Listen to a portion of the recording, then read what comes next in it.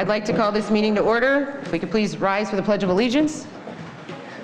I pledge allegiance to the flag of the United States of America and to the republic for which it stands, one nation, under God, indivisible, with liberty and justice for all.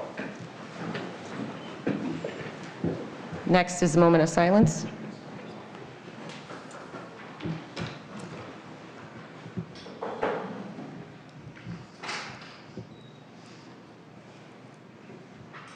Thank you. Madam Clerk, can you please call the roll? Trustee Mason. Present. Trustee Reinders. Present. Trustee McNaughton. Trustee Consolino. Trustee Fialco. Present. Trustee Stylen. Present. Mayor Knightsky-Troicki. Present. Community recognition, we don't have any for tonight. Are there any amendments to the agenda? Do I do the consent agenda now? I don't know.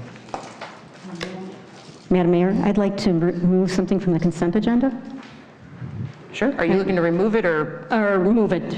move it? Okay, I'd like to move K5, and if you want to make it L9.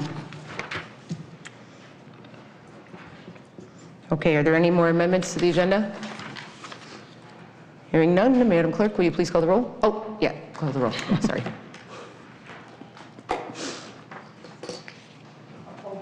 Call the roll. Trustee Fialco. Present. Is that what you're? Yes, no, I'm calling. She told me to I call. didn't hear what. This was the Well, consent. We're approving the agenda. we're making amendments to the agenda. Okay. So is she? now we're voting to approve the amendment to the agenda. Correct. Okay, so you're doing the roll call. Right. Do you agree to the change? Yes. Okay. Trustee Stylen. Aye. Trustee Mason. Aye. Trustee Reinders. Aye. Motion carries. Motion to approve the agenda. I'll make that motion. I'll second. Any discussion? No? Madam Clerk, please call the roll. Trustee Fialco. Aye. Trustee Stylen. Aye. Trustee Reinders. Aye. Trustee Mason. Aye. Motion carries. Approval of minutes, December 18th, 2023 Village Board meeting. Is there a motion? I'll make that motion. Is there a second? Any discussion? Trustee Mason? No, Trustee ma'am. Reinders? No. Trustee Fialco? Yes, I do have one thing. I called Joe and I mentioned it. Without tabling the minutes from December 18th, I'd just like to say for L1, inside there we have where it says 3 new committee members to the Community Development Committee. If we could just add those 3 members to that, put their names in there. I'm not looking to table this to fix that though. So you're making a motion to amend? No, I'm not making any motion. I'm just in discussion for the minutes. I'm just saying I believe we should add the 3 people's names. But don't we have- I don't think we need to table it to do that. No, I'm not saying table, but I think you have to amend the motion to approve as amended. You have to, I think you have to make a motion to approve the minutes as amended. Attorney? I think what I'm understanding, Trustee Fialco, is that you'd like to have those names included within the minutes. Right, that's all. That's it. I think the official way to technically do it is just to make a motion to amend to include those names. You vote on it and it gets included. Okay, that would be fine. Okay, so I was trying to make it not complicated. I understand. Because we've had the issues with minutes before. I would like to make the motion to amend the December 18th minutes to include the 3 members that were approved that night for L1. Is there a second? I'll second. Okay, are there any more amendments? Can I ask a question? Yes, ma'am. So we're on the first one where it says L1, just for an example, where it says 3 A's and then 3 were absent. But I still have to vote in that matter? Or no? I mean, it's still majority of the board that was It's a here, majority. but It's the majority of the. It's a majority. current board? Okay, okay. So, Madam Clerk, please call the roll on the amendment to the minutes. Trustee Fialco. Aye. Trustee Mason. Aye. Trustee Reinders. Aye. Trustee Stylen. Aye. Madam Clerk, please call the roll on the amended minutes. Is there a motion to? Oh, is there a motion to approve I'll make that motion to approve the amended.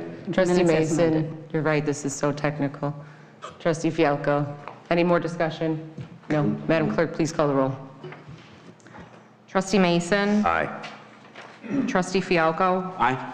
Trustee Reinders, Aye. Trustee Stylen. Aye. Motion carries. Public comment, is there any public comment? Just Mike Carlson. Mike Carlson, come on up. We apologize, guys, we had a long vacation, so we're all just getting back into it. How's everyone doing? Good. As people know, I go around, I do snow myself, so I was out during the snowstorm. And one thing I had noticed is Mr. Woods had done an amazing job with his crew for the snow for the village of Homer Glen, and I want to appreciate everything that he's done. People complain about seeing cars in the parking lot out of there by 2 o'clock. They're up at 4 in the morning, 5 in the morning plowing snow. They did a wonderful job. Lieutenant Taylor and his crew, all I saw were Will County driving up and down roads, making sure that they weren't in the ditches, and I just wanted to make sure everybody knew that I appreciate all the hard work that they've done. Mr. Woods, you did a great job too, and I would ask the audience, give them a round of applause, please. Come on, they did a wonderful job here at Homer. Thank you. That was very nice. Thank you, Mr. Carlson. All right, moving on to reports and communications from President and other officers. Village Manager Joe Baber. Yes, I also would like to echo Mike's comments. I'd like to thank our Public Works and our Parks departments for keeping our streets clear and safe and getting out there early, monitoring the streets at 24/7 all the time. It's really, when you talk to people in our community and then other communities, we definitely are doing a lot better than some of the surrounding communities. So I applaud them also. I've been meeting with the different department heads in preparation for the 2024-25 budget discussions, getting their wants and needs, so we'll be moving forward with that. And also I'm reviewing all the SOPs, 18 of them, which should be reviewed annually. Some of them have kind of fallen to the side. Some of them, like the Emerald Dashboard, no longer are really relevant. So I'm looking at all those and I'll be bringing those forward to the board in the coming months. That's all I had. Thank you. Thank you. Village Trustees. Trustee Fialko. Okay, just catching up here a little bit. As far as Homerfest is well on its way. We have a lot of things that we've put in order with the committee. We are set to go. We have some final contracts to get sent back as far as bands, but Homerfest is well on its way. We should have announcements with the bands that'll be playing by February. So I don't know if that'll be the first meeting or the second meeting in February, but that list should be out soon. I think everybody will be happy once again with Homerfest and the quality bands that we're bringing in this year. I would like to congratulate the library trustee and the Homer Township Library trustee. Let's see. I want to make sure I get it right. Mrs. Woods, she also took and published 2 books, Remembrance and The Last Dreamwalker. Both books have won several awards, and Woods herself has been named as the Chicago Top 50 Literary Voices for the past 2 years. Her latest book, The Last Dreamwalker, was the winner of the Chicago Book of the Year Award and was also nominated for the Hurston Wright Award for Fiction. So congratulations to one of our very own from Homer Glen. That would be it. That was nice. Thank you, Dan. Trustee Mason. I have nothing to report, but I would like to commend the Public Works, Parks, and our Will County Sheriffs, as mentioned prior. Everybody's been doing a great job. We've been hammered with snow and weather, and drive safe, people. Thank you. Trustee Stylen. Yes, reporting for the Community Development Committee. We've had a rough time with the last couple months with different members being ill. We were unable to have a quorum at our last meeting, but we did get to talk individually about the events which are on the agenda tonight, and we're looking forward to working with staff on a lot of those events. Nice. Trustee Reinders. I have no report. All right, thank you. Village Clerk. Just a reminder to join us for the second community workshop for the Homer Glen Town Center visioning process. It's going to be Tuesday, January 30th from 6 to 8 p.m. at the Village Hall in the community room. Presentation will begin roughly around 6 p.m. and it will be followed by breakout conversations. Hope to see you there. Thank you. Public safety officials? Do you have anything to report? No? All right. Village attorney? I skipped you, sorry. Nothing at this time, Mayor. All right. My turn. Couple of things. Congratulations to Trustee Reinders for becoming a Nana for the second time for her first granddaughter. So congrats. Thank you, thank you, thank you. Very exciting. I also want to congratulate a previous trustee, Nicole Laha. She was appointed on December 21st, I believe it was, or 20th, to become our state rep of the 82nd District. So that's very cool to see one of our own moving on and upward. So congratulations to her. I did want to congratulate Mr. Woods on a wonderful job, well done. I know there was a lot of phone calls about this orange fencing. Why don't we put up the orange fencing anymore? We haven't put up orange fencing in roughly 10 years. I know it seems like just a few years ago that we stopped putting it up, but it's actually been 10 years. And all the snow fencing does is stop, it buys us a little bit more time. The snow still goes over the orange fencing, and the orange fencing eventually comes down, and the streets end up being closed anyways. So I see why we don't do it anymore, but people did ask, so I wanted to clarify that. What many people don't know is that we were actually down 2 guys. We were down 5 spare trucks and 1 frontline truck. I got a cold. We have 14 routes. We had 13 guys and 13 trucks in operation. So to cover 14 routes with the amount of snow we had, the amount of ice, all of that, great job. I had many people call about cul-de-sacs. Cul-de-sacs. I wish they were never invented. The way the snow plows go, they do go in both directions. So they go around one way and then they come back the other way to try to help clear some driveways, and then they pile up the snow in the middle of the cul-de-sac. So a lot of residents are asking, why is that snow in the middle of the cul-de-sac? Well, there's nowhere else to really put it. So just to answer that, and then if you do have a mailbox issue, because we had like 4 down, I believe, or 5? At first we had 4, and then we had a couple more come in. But if you do have a mailbox issue, please contact Brent Woods at the Public Works Department, and they'll evaluate each situation. One last thing, there's been a lot of talk about 143rd Street. I don't want to consume that with my report, so if the trustees are okay, I'd like to either talk about it under new or old business when we get there. Okay, moving on to the consent agenda. Consider for approval the accounts payable for the period of January 12th, 2024 through January 25th, 2024 in the amount of $102,412. 2, consider for approval the treasurer's report of cash and investments for the period ending October 31st, 2023 in the amount of $44,208,492.55. Consider for approval the treasurer's report of cash and investments for the period ending November 30th, 2023 in the amount of $44,730,599.06. Consider for approval a payment in the amount of $18,000 to Ace Pyro LLC per the terms of the 3-year contract that was signed in 2022. The contract service agreement is for years 23, 24, and 25 for the Homer Community Festival. Is there a motion? I'll make that motion. Trustee I'll Fialko? second. Trustee Mason? Madam Clerk, please call the roll. Trustee Fialko? Aye. Trustee Mason? Aye. Trustee Stylen? Aye. Trustee Reinders? Aye. Motion carries. Moving on to legislation and action items. Consider for the approval of the mayor's appointment of the new committee member, Dr. Tony Delac, to the Behavioral Health and Addiction Recovery Committee. Is there a motion? I'll make that motion. I'll second that. Trustee Mason, do you have any discussion? No, Dr. Tony Delac shows up at every one of our meetings. He's very informative, very knowledgeable. He was a pediatrician. We've lost Ron Cuss to other obligations, and I thought that Tony would be an excellent idea, and so does the board, or the committee, I'm sorry. Trustee Fialko? The only thing I'd ask is that when the minutes are put together for this item, that we include the name in there. And that would be all. Well, it's in the motion. No, I know it's in the motion, but the minutes that we just corrected, were for the same kind of thing where the 3 names were left out. Oh. So if we could just include the name of the person who is being put into the committee, that's all. Got it. Trustee Reinders? I have nothing. Trustee Stylen? Nothing. Madam Clerk, please call the roll. Trustee Mason. Aye. Trustee Fialko. Aye.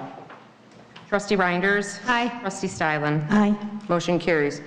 Number 2, consider for approval an ordinance granting a request for special use permit for a single-family home on a lot of less than 10 acres of land area, but at least 1 acre in size, and 2, vehicle access across the lot to east, Lot 1 of the Long Run Estates subdivision, where no lot shall be used for motor vehicle access to any other lot or land unless such access has been approved by the village board for certain real property located in the A1 agricultural district at PIN 160504100010000, Homer Glen, Illinois. Is there a motion? I so move. Trustee Stylen, Trustee Reinders. Trustee Stylen, do you have anything? Yes, I don't know if, is the petitioner here? I just would like to emphasize that I looked at the property. I'm somewhat familiar with it. It's very low. A lot of the land, it's in wetlands. And Long Run Creek is a little bit dear to my heart. We have a lot of residents with flooding concerns, and also in that area, a lot of residents concerned about removal of trees. You're not subject to the tree ordinance since it's just under 5 acres. But I understand the access need, and so I'm fine with that and fine with building on it. But I'm going to hold you to. You're going to probably end up back here that I'm not going to approve something on a wetland that's going to interfere with that creek when it comes before the board. Thank you. Trustee Reinders? I would just like to ask if there was a engineer that took a look at this property, because I also went out there and looked at it, and knowing the history of Long Run Creek, I mean, I would be really cautious about building a house in that area. And I know that you do have a lot next to it in order to bring the driveway, but it's just, to me, I would be very cautious, and I think that an engineer really should take a look at that. Would you like to come up to the podium? I'm sorry.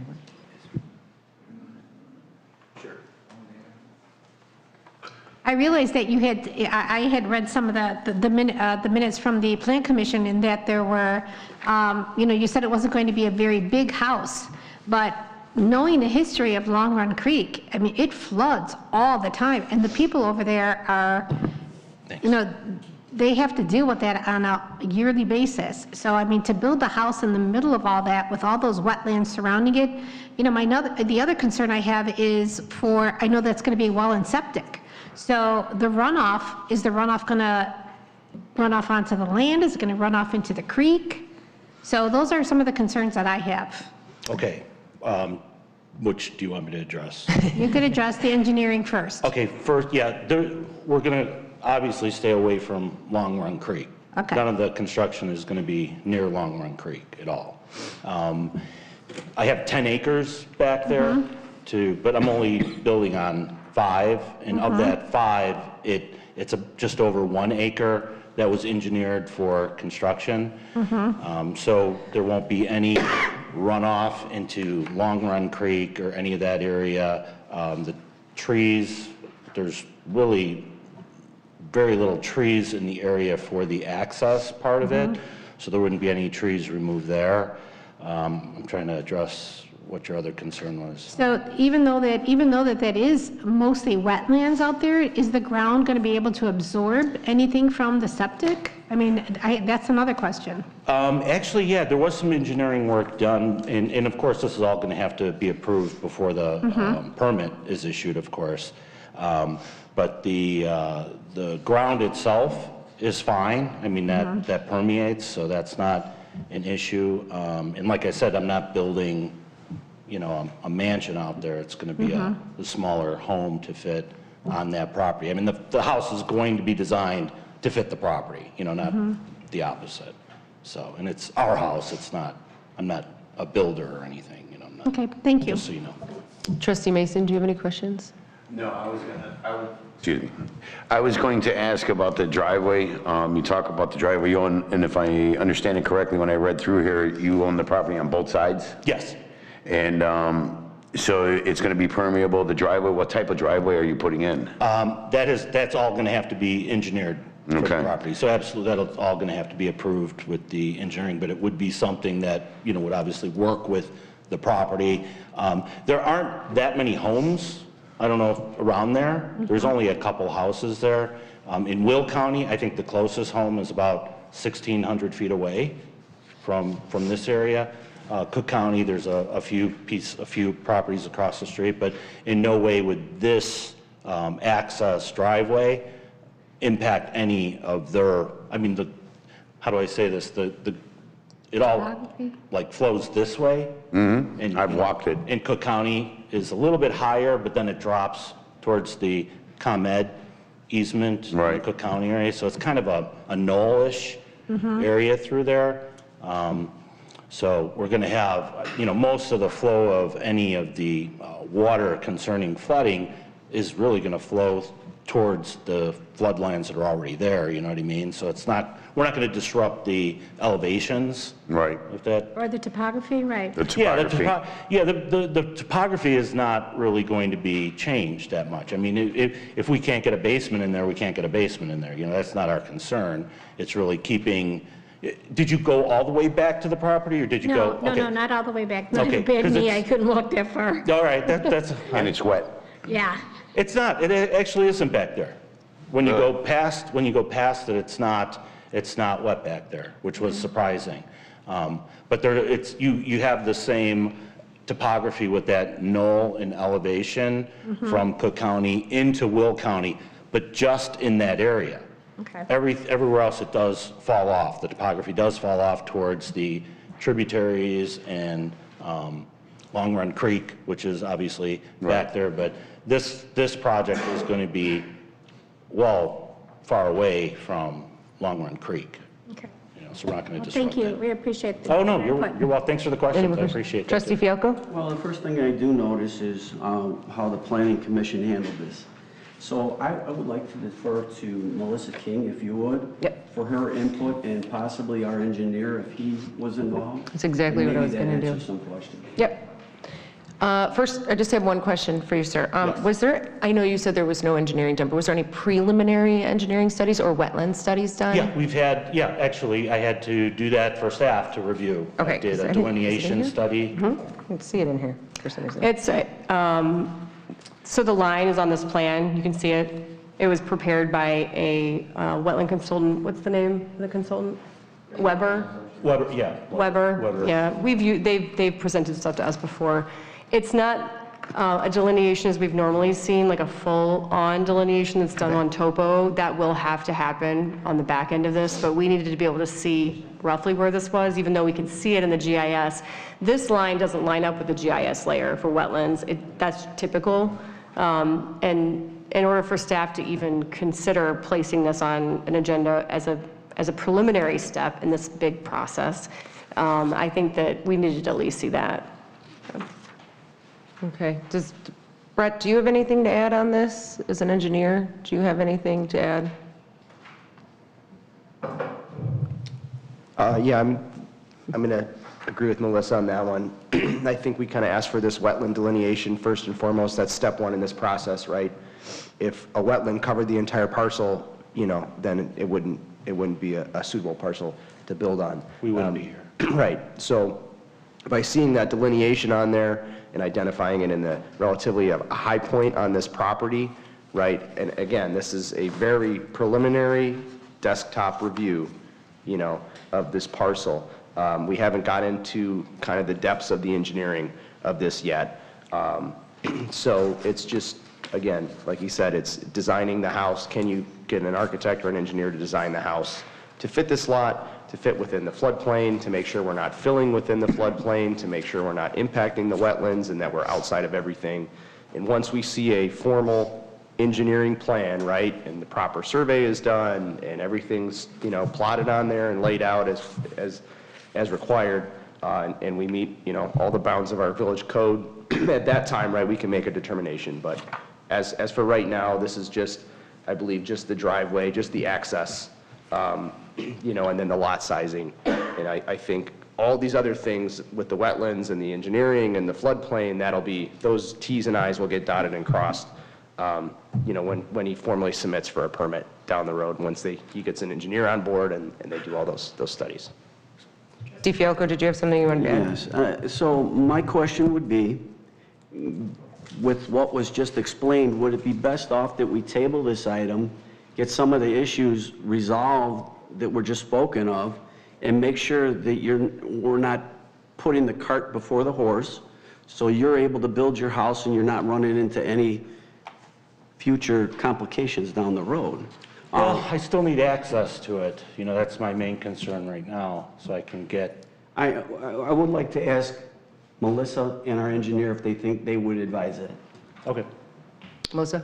So I think that Mr. Parisi's situation as a landowner with a property that does have what appears to be some potential for buildable area on it, I think that we're always trying to think of ways to help find solutions for those homeowners to use their land, and if it's possible. And I think that he is going to have a lot of hoops to jump through after this occurs. This kind of step one, it's like the lot doesn't meet 10 acres, right? Can we build a house on it? Is that okay? Yes, right? And then the next one is we don't have access for vehicular servicing to this lot. There's a flag, right? But it goes all the way down to 139th Street that's on this lot. It's part of this property, but it goes across Long Run Creek through floodway.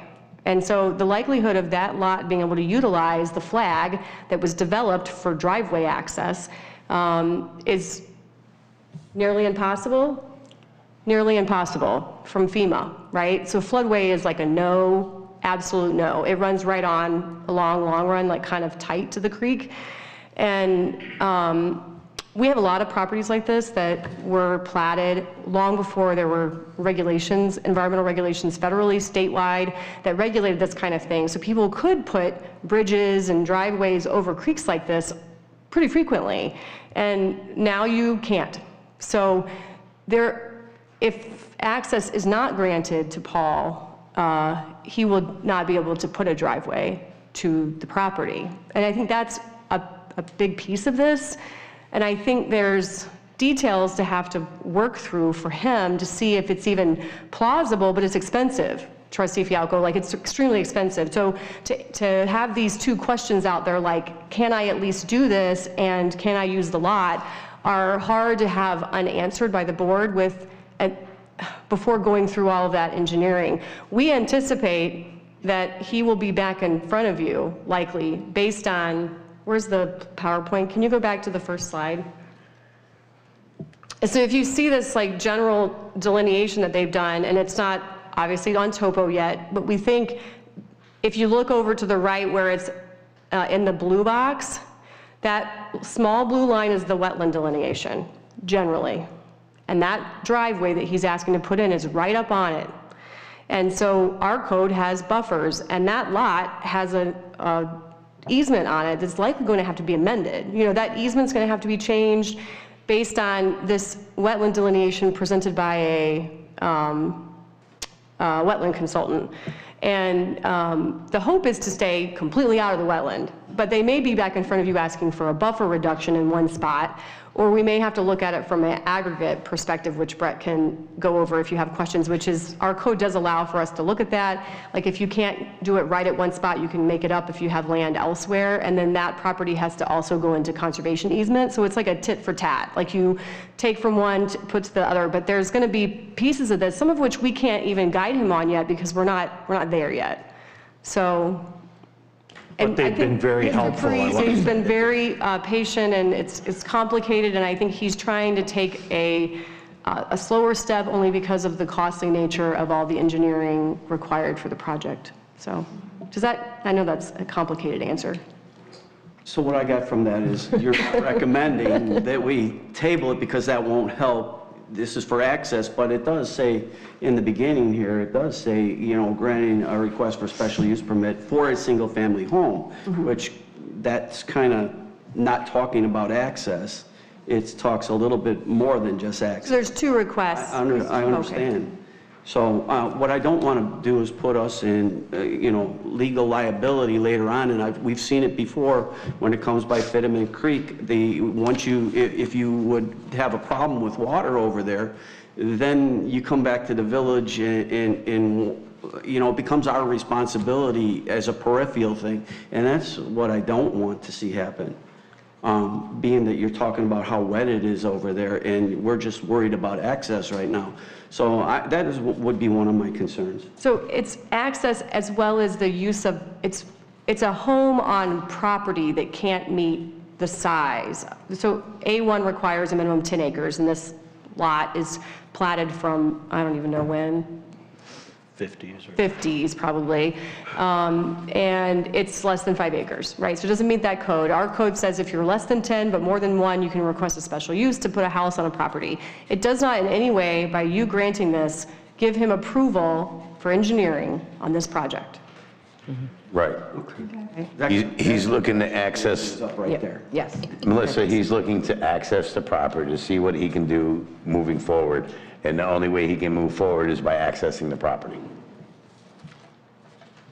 Well, he's asking for a special use permit to utilize the property based on lot area. And also, our code says that if you, say you have a landlocked piece of property, which this is technically by physical hardship, a landlocked piece of property, right?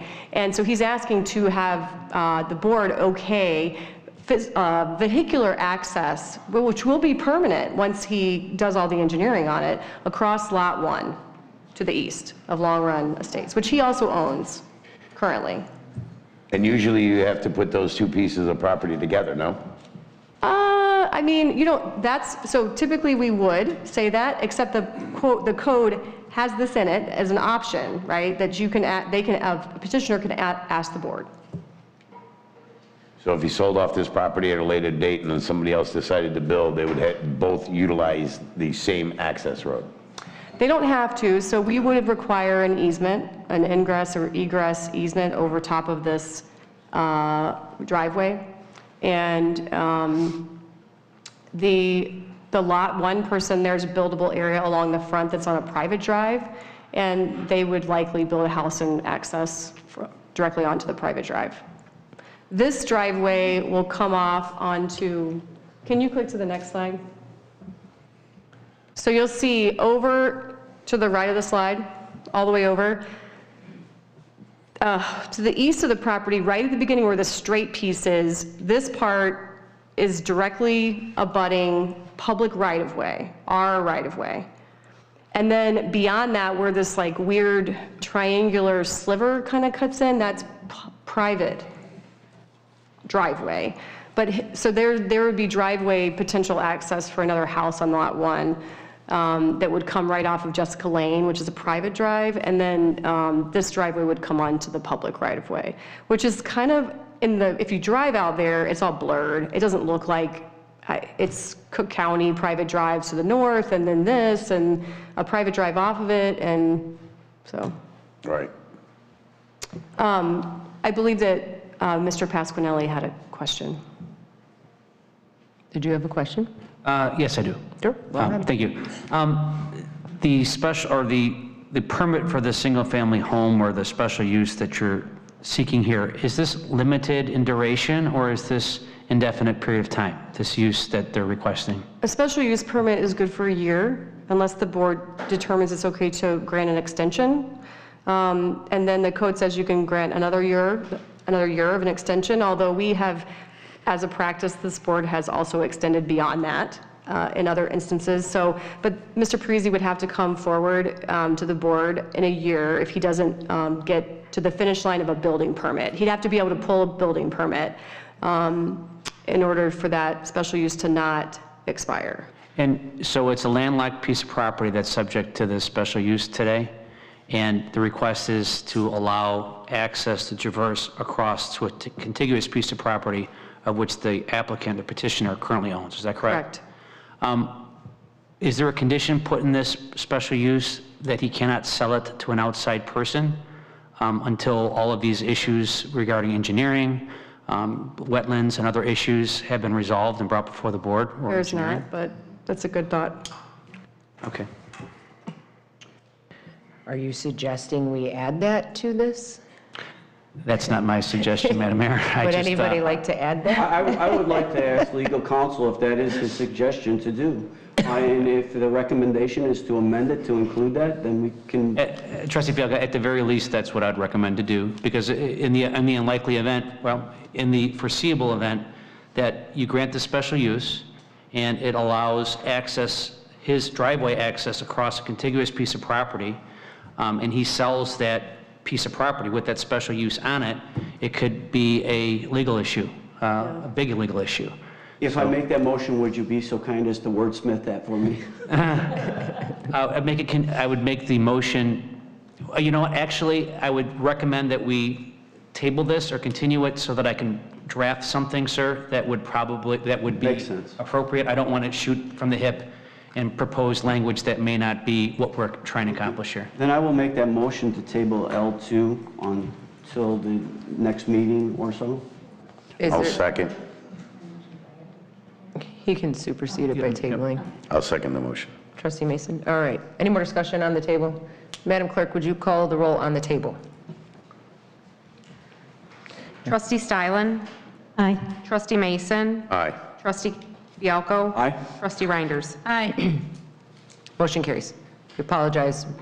It's all right. We just want to make sure we have our Ts crossed and This Is was the dotted. first of many steps. Okay. All right. Well, we'll see you again, I'm sure, realize that. soon. I realize that. Thank you for your patience.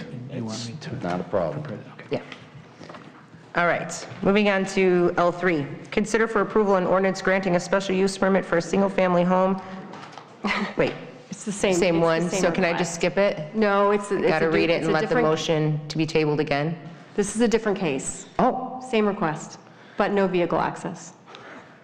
all right, this should be fun. Consider for approval an ordinance granting a special use permit for a single-family home on a lot of less than 10 acres of land area, but at least 1 acre in size for certain real property located in the A1 Agricultural District at PIN 160562000190000, Mokina, Illinois, within Homer Glen corporate limits, case number HG2326SP. Is there a motion? So moved. Trustee Reinders, is there a second? I'll second. Trustee Stylen, Trustee Reinders. Okay, so here again, we're dealing with flood issues on this one. I don't know, I worry about, constructing these homes in areas that flood. I have the same concern with this issue that I do with the last issue. Is the person here who was going to be building this? Can you come up to the podium, please? Thank you. So where is the area that floods that we're in this area here? I know that there's a lot of flooding in that area there. I'm not sure about the topography of that area. I did not go out and take a look at this one. I did look at the other one. So if maybe you could just tell us a little bit about it. I mean, I'm not there a lot, I was there like twice, and we live in Hickory Hills, so, I didn't even know if there is like a flooded area. So, I don't know what I can say, Okay. Trustee Reinders, are you good? Okay, that's all right. If you don't know, I mean, there's a lot that I read here. There's like a code, Yeah. but it all looks like it all is to me, according Yeah. to the code. Yeah, it looks like it's in a floodplain. I mean, if you look at this, have you had somebody, has your builder been out there? How did you come about? No, it's First, they not. told Not us even we need remotely. to come to the meeting, and before we start anything. I do have an architect already, and he's, started to draw, but I wanted to come to the meeting first and, and hear from you if we can build there or, but I didn't know there is a flood area at all. Well, I think that the board here we need to cover all of our bases with this, because then if it comes back and then it's flooding in that area, if it causes flooding in somebody else's area, when you start to build there, then that's going to be a problem for the village. I mean, So- the lot is, it's big, so we're not going to build by the street, but a little Okay. bit farther. Okay, thank you. Trustee Steinle, I know you're next, but can I ask Melissa a question real fast, just so we don't keep going? Melissa, according to the picture that's actually on the screen, to the right, you'll see like a color coding bar graph. It looks to me that this whole square, rectangle is in the area with reduced risk. Is that true? Yes. Okay, I just wanted, I can't see the rest of the sentence, And if but it any says of due it, if to. any of that was in this vicinity right here, it would pop up as well. So is this is not in a floodplain? No, again, I think that has to be verified through FEMA, typically if we have a concern, but there is nothing mapped in this area. Okay. I think it was mostly public testimony that was concerned about the flooding, that there was some flooding at the back of the property. So that gentleman actually lives across the street at the property that's directly across the street, and he also has a very large property, and he has a creek, a small tributary creek on his property that's Okay. at the southwest corner that Okay. flows through his property. Okay. So I think that Brett is actually someone, if you have questions about flooding, if we have a history of flooding complaints in the area around this, to ask. I don't think that there was anything, there was a red flag for village staff. This is also a very large piece of property. It's 8.68 acres with a single house on it. And I think Brett could obviously weigh in on what that kind of impact is. They also have to do engineering and engineering plans for the village to review. And I mean, we have a lot of properties that are just like this that get built every day in the village. They just don't, they're not zoned A1, which is what these properties are zoned A1. They have to meet this 10 acre, or they have to come ask the board to utilize their property to build a single home on it. Because ag zoning is written and directed to farm. That's what its sole goal is, but there's other uses that are allowed on the property. I think it's interesting to me. I think the 10-acre thing is this threshold for having kind of like a farmer's home on the property if you're actually farming. So, which is probably where it came from when we inherited that from Will County. Where will you be building the house at? On what area of the property will you be building the home? I would say like more on the right, and like first, 1/3 of the property, because my husband wanted to build the barn in the back, so I don't want to, house close to the barn. Yeah, so that's what I thought, but it's up to engineering, when they come and, tell us where we can do it, Okay, thank you. Trustee Steinle? Yeah, I was at the Plan Commission meeting when this was presented, and I didn't get the sense that there was a lot of concern about flooding from the neighbors. There was just really, I think, one gentleman that really spoke, and I've been in that area. It's not alarming like the other piece of property. You're not seeing actual wetlands and creeks and everything. It is a large lot, so I honestly don't have a problem with it. Trustee Fialco? Again, I look at the hard work that the Planning Commission did, and being that the question was answered that it's not in a flood zone, and that's been answered already. I don't see the same issue with this one that we had with the previous one. I tend to agree with Trustee Stalin on this one, and Trustee Mason, I believe, said the same thing. I don't see why we can't move forward. Trustee Mason? I don't see why we can't move forward either. I don't think this is in a floodplain. I have driven by here and seen it. It looks pretty flat and plateaued to me. The only question I would have, this A1, is that a different taxation because it's property for farming versus a R5, let's say? Yeah. Yes. No. Does that No, get you? it's not? It is not. So, No, but when it changes to residential, it will. so is it currently being farmed? No.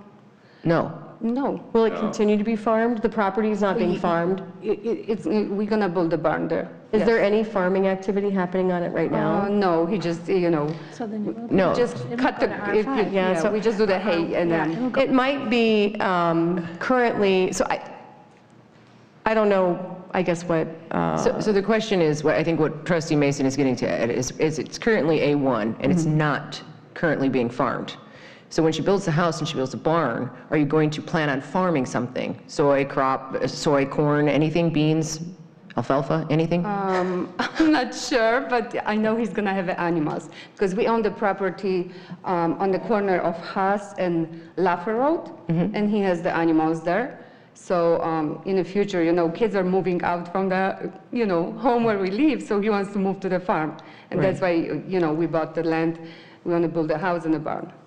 Will you be using the animals for any type of farming purposes, or just to have animals? Just to have, that's his So hobby. I think there's a difference. So there's a difference. I think if you're actually farming and the land use is farming, then you can apply for a farming exemption, an ag exemption. But just because you have the A1 doesn't give you that tax exemption. Correct. You can have A1 property and have a commercial building and be taxed commercially. It depends on the use of the land, not the zoning. You answered my question. So yes, so when the house is built and there's no potential farming, yes, it would be rezoned to R.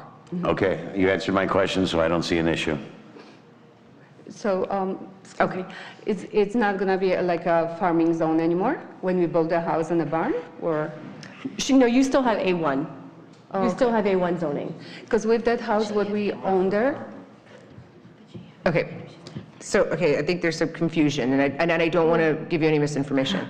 What I understand, and I can ask the attorney this as well, but since it's currently A1, and you're going to build a home on it, and you're going to build a barn, but just because you build a barn doesn't mean that you're farming, and just because you have animals doesn't mean that you're contributing to the farm world.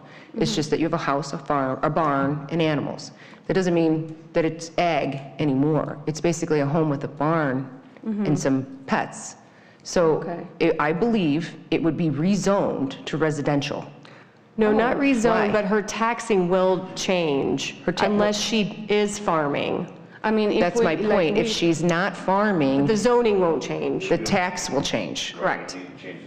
So even if we, like, for now, we have like a chickens and we sell eggs, for example, so it doesn't mean that that's farming? So I don't know how the I don't assessment know. office does their job, but you would have to ask them about Zoning is- applying for a farming exemption and whether or not those things would apply. I don't know. Zoning is different than the way the property is assessed. Right, I hear the whispers. I understand the usage, but if she's not farming, why would it stay A1? Well, she doesn't want a map amendment. And we have in our code the ability to ask for a special use permit to put a house on a property that doesn't meet 10 acres. So that's what she's asking for, is the ability to keep it in A1, not ask for a map amendment from the village. And I guess I'm sorry, I don't mean to put you in the middle of this, but I guess my first question is, if she's not farming currently, why is it even A1? because it's always been A1. And so people, they don't have to give up their zoning don't have to if go they don't present, want it's to. just- so if it's a Yeah, they vacant can piece of keep land- their ag zoning, and our code has two sections, special uses and permitted uses, right? And there is a permitted use, you can put a house on a property that meets 10 acres. But you cannot put a house on a property in A1 that's under 10 acres unless you request a special use permit that goes to public hearing and the board grants for a property that's under 10 but at least 1. So it has to be at least an acre and under 10, and then you can be granted a special use permit if the board so wants to grant that. So her zoning won't change, but she will be taxed accordingly. Correct, and that would be, so if she builds a house, it'll be taxed now on the property, on however they tax residential homes. In an A1, okay. Well, they don't look at A1 though. They're not looking at that. They're just looking at the use on the land.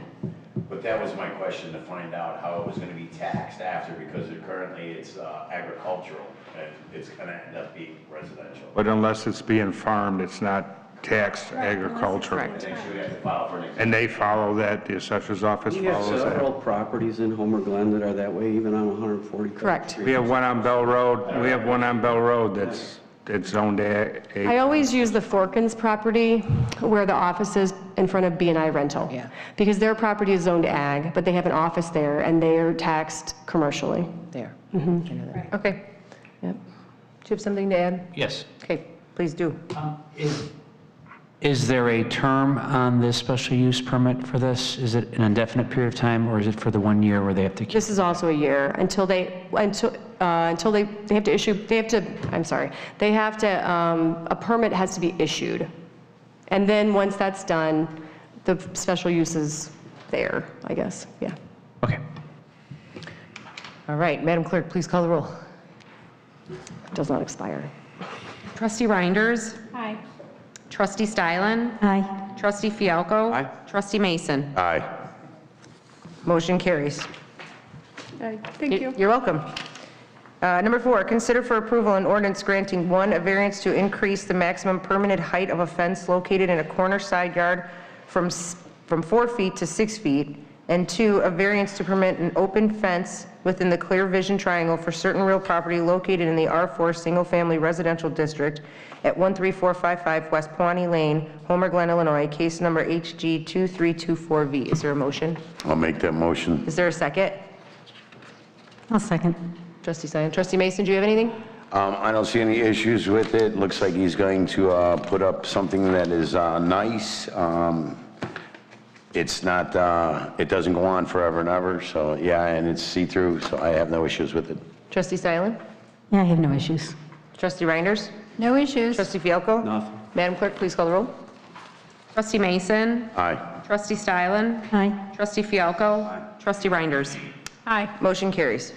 Number 5, consider for an approval an ordinance granting a special use permit for an accessory unit for certain real property located in the R5 Single Family District at 12032 West Forest View Drive, Orland Park, Illinois, within the Homer Glen corporate limits, HG 2325 SP. Is there a motion? I so move. Trustee Stylen, is there a second? I'll second. Trustee Mason, Trustee Stylen? Yes, this is something that's probably going to be occurring more in our area as we have an aging population. One is we'd like to stay in our homes and possibly have somebody assist us in our homes, or we move in with a younger child. And so I see this as a necessity, and I would like to also suggest that we go back. I think Taylor put a lot of information in this packet, but that we go back and review our ordinance about accessory structures and see if there's some things that we can change. But otherwise, I support this. Trustee Mason? No, ma'am. No questions on it. I'm in agreement with Trustee Stylen. Trustee Fialko? Yes, I agree with this. I'm reading AARP now. They talk a lot about this, and this They do, being yes. a trend. And it makes it affordable for your parents or grandparents or somebody else to be able to stay in the community and afford to be able to stay there. So I fully support this. I agree with Trustee Stalin and Trustee Mason. Trustee Reinders? I support this as well, and I agree with Sue. I think we're going to start to see a lot more of this with our older population, especially in Homer Glen. We have a lot of senior citizens in this area, and I think we do need to change the ordinances to be able to adapt. Does this mean my parents get to move in with me?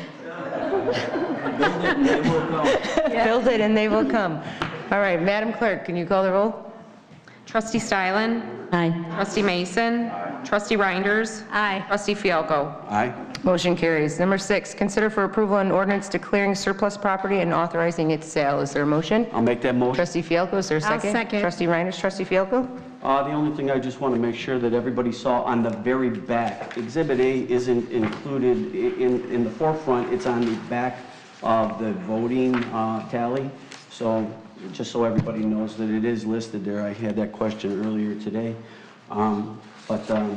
We've gone through this in A&F before. This is something that happens once in a while. And I think it's, I'm guessing if I asked Director Woods, it's met its life expectancy, and to get a little bit of money for it by selling it out there helps us in the process. So thank you.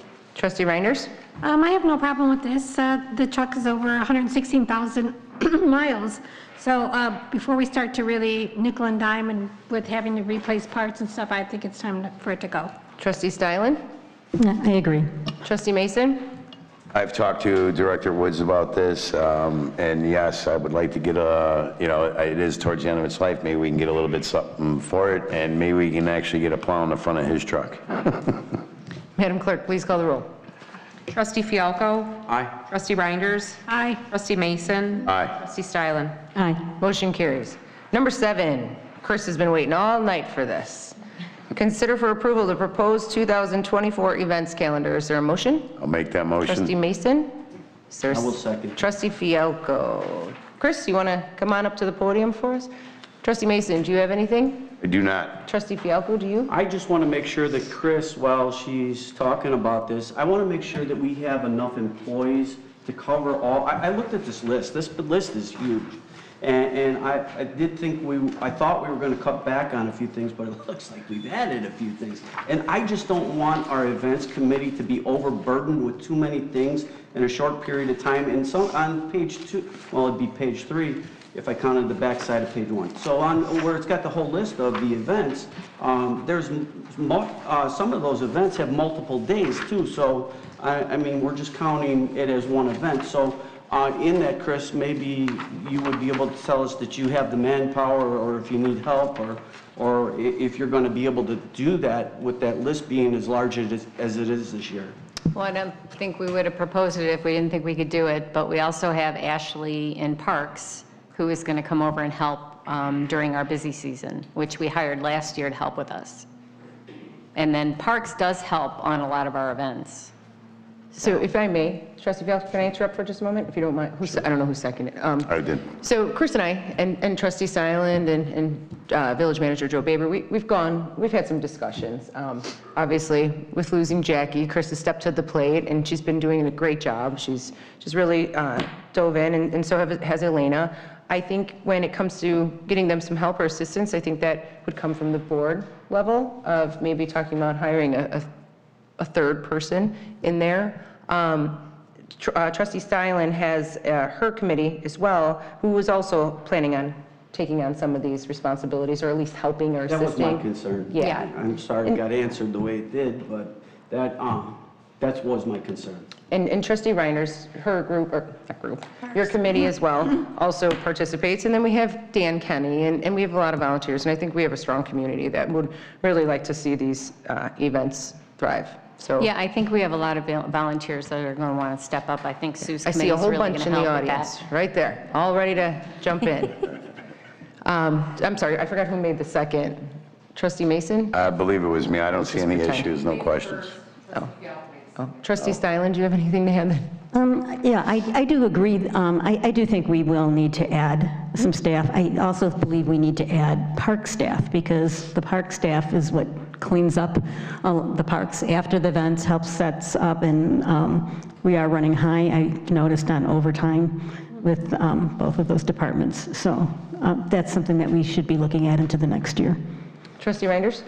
I'm happy that we are moving the crafts and cocoa out of the tent out there. I think we all froze to death this year, especially with the wind. So I'm very happy to see that that's going to be on a separate day, because I think it'll bring more people. It always seems to be a problem when we're trying to do one thing here and one thing out there. And then this year, with being out there, it was so difficult for the kids. Everybody was sitting out there with their coats and stuff. So I'm really happy that we're bringing it back inside.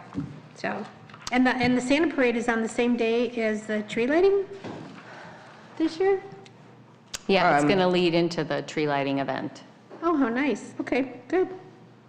All right, yeah, that would be fun. I think the budget only increased, you're only asking for an increase of 4,000, was that correct? It's an increase of 5150. 5150. And we didn't use all of what was proposed last year. We were under, we were like 20,000 under, correct? Yeah. Okay. And I did want to just say thank you. Thank you for putting all the hard work into this. And I know you're already working on a lot of stuff. And in the back page, I didn't expect to see that already, but I appreciate that as well, to tell that you guys are doing your work back there. All right, Madam Clerk, please call the roll. Trustee Mason. Aye. Trustee Fialko. Aye. Trustee Reinders. Aye. Trustee Stylen. Aye. Motion carries. Thank All you. right, let's get planning. All right, number 8, consider for an approval payment of the Village of Homer Glen's 2024 annual membership dues from the Will County Governmental League in the amount of $17,853.74. Is there a motion? So moved. Trustee I'll second. Reinders, Trustee Mason, Trustee Reinders, Nothing? Trustee Mason, No, ma'am. Trustee Fialko, Nothing. Trustee Stylen. No. Madam Clerk, please call the roll. Trustee Reinders. Aye. Trustee Mason. Aye. Trustee Stylen. Aye. Trustee Fielko. Aye. All right, motion carries. Moving on to K5, consider for approval the SWP Soundworks contract for the 2024 Homer Community Festival in the amount of $15,700. Is I'll there a make that motion. Trustee Fielko, is there a second? I'll second. Trustee Reinders. Trustee Fielko?